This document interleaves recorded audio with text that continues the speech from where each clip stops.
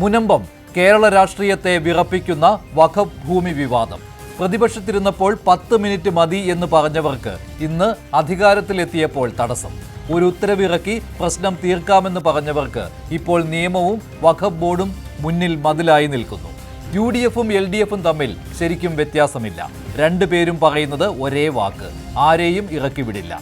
പക്ഷെ ജനങ്ങളുടെ ചോദ്യം അതല്ല. ഭൂമിയുടെ അവകാശം കിട്ടുമോ? വഖഫ് അവകാശവാദത്തിൽ നിന്ന് മുനമ്പം മോചിതമാകുമോ? അതിൽ ഒരു പാർട്ടിക്കും വ്യക്തമായ മറുപടിയില്ല.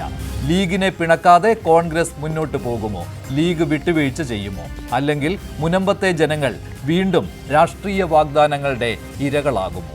ജനങ്ങൾക്ക് വേണ്ടത് വെറും ആശ്വാസവാക്കുകളല്ല, ഭൂമിയുടെ അവകാശം കിട്ടുമോ ഇല്ലയോ എന്നതാണ് പ്രധാന ചോദ്യം. മുനമ്പത്തെ ജനങ്ങളെ വഖഫ് അവകാശവാദത്തിന്റെ വലയിൽ നിന്ന് പൂർണ്ണമായി മോചിപ്പിക്കുമോ ഇല്ലയോ എന്നതാണ് അവർ കാത്തിരിക്കുന്നത്. അതിൽ വ്യക്തതയില്ലെങ്കിൽ രാഷ്ട്രീയ വാഗ്ദാനങ്ങളെല്ലാം പഴയ പ്രസംഗങ്ങളായി മാറും. മുനമ്പം വാക്കുകൾക്കും വോട്ടുകൾക്കും അപ്പുറം ജീവിത പോരാട്ടം. പരിഹാരമുണ്ടാകുമോ അതോ രാഷ്ട്രീയം മാത്രം തുടരുമോ?